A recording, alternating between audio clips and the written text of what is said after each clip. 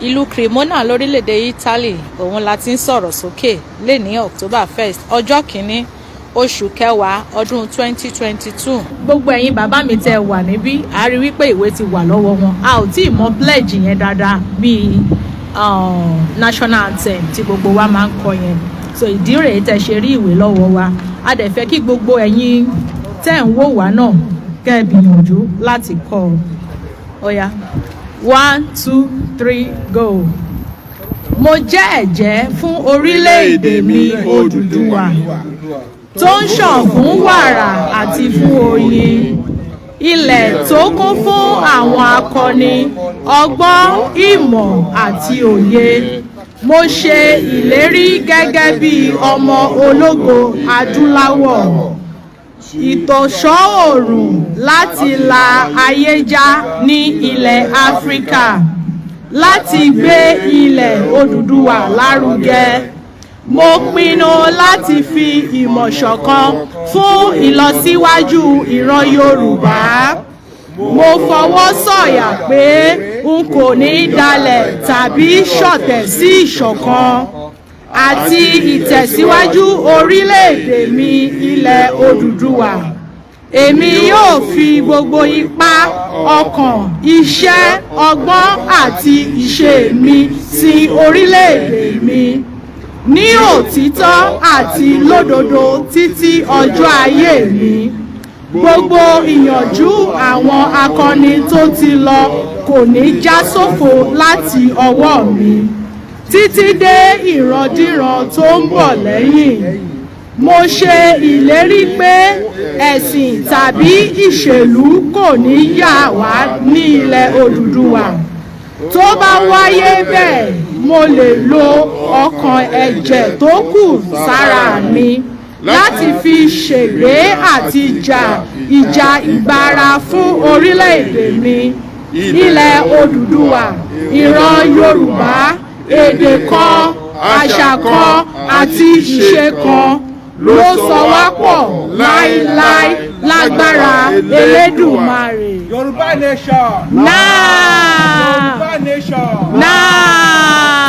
bẹ́ẹ̀ ni bá a ṣe wí ló máa rí o. àṣẹ. bá a ṣe fẹ́ ló máa rí. àṣẹ. bá a ṣe rí ló máa fẹ́. ẹgbà tó bá dá sí kò ká fẹ́ gba ilẹ̀ wa padà àwọn kan máa ń sọ pé ilẹ̀ lérí kan wa ń sọmọ Ísírẹ́lì bẹ́ẹ̀ pé Ọlọ́run tẹ̀ lérí fún wọn nìkan orí ilẹ̀ wa la wà ilẹ̀ sẹ́ni kankan wọ́n tẹ̀ fẹ́ gbà má wa lọ́wọ́ a máa gbalẹ̀ wa padà ní Èdùmàrè ó gbà fún wa àwọn aláyé ó gbà fún wa aṣẹ́gunṣẹ́gun ó gbà fún wa ọ̀rọ̀gún ilé ìlà ó gbà fún wa akọ́dá tó fún orí ayé lọ́gbọ́n aṣẹ̀dá tó ń pa ọmọ ènìyàn nímọ̀ràn wá gbà fún wa aṣẹ́ ní olùdílákọ̀ṣẹ́ òun abárúkọ gbọ́dọ̀gbọ́gbọ́ wa ló padà bàbá náà orílẹ̀-èdè Nàìjíríà bẹ́ẹ̀ lọ agbọ́dọ̀ lónìí láti mí ló máa rí láti mí ló máa rí láti mí ló máa rí láti mí ló máa rí òun náà wí o àrọ̀ mọ́ àrọ̀ ti rọ̀ mọ́ bá ti fẹ́ ló ti rí bá ti fẹ́ ló ti rí bá ti fẹ́ ló ti rí bá ti fẹ́ ló ti rí èyí àwíyẹ àrọ̀ ti rọ̀ mọ́. Ringrazio tutti i passanti un'altra volta.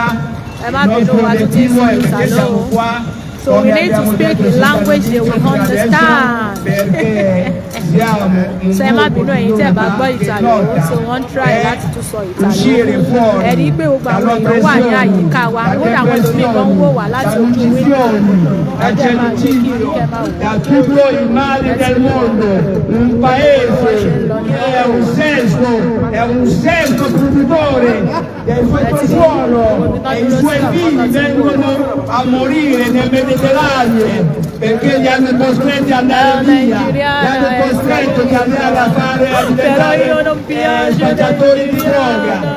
Da Cinfaccia, da tutto il mondo, la Nigeria una volta era il gigante dell'Africa, quando sono arrivato qua in Italia 42 anni fa. Come gbọ́dọ̀ bàjẹ́ torí kò sí ibòmíràn tí a lè lọ àjòyè dàbí ilé ẹ jẹ́ ká sowọ́pọ̀ láti ọ̀jọ̀gbọ́n gbé kájọ gbé kájọ gbé. Kó má gbọ́dọ̀ bàjẹ́ ẹgbẹ́ sókè.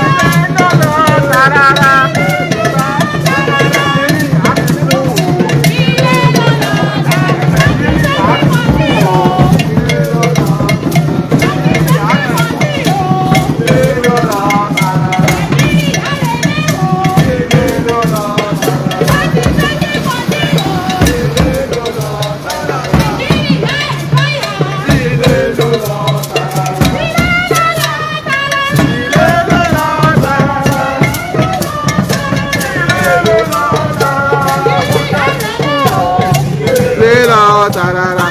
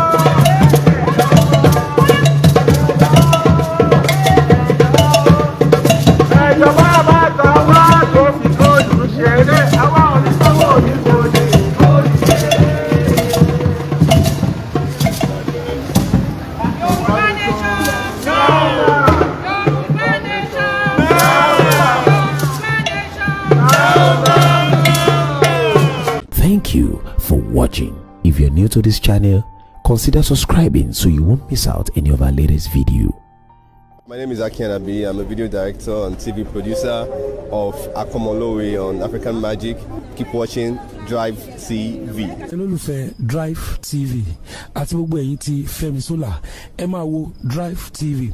Keep watching DriveTV. My name is Wole Agba. Taking this time out to tell you all that you keep watching DriveTV. What drive ẹ̀wọ̀ ní ògo ẹ̀? What drive ẹ̀wọ̀ fulfilment? What drive ẹ̀wọ̀ bí tó bá lọ? Ó ní iṣẹ́ rìn. Ibi ni kò máa wò DriveTV. Thank you. Chloe.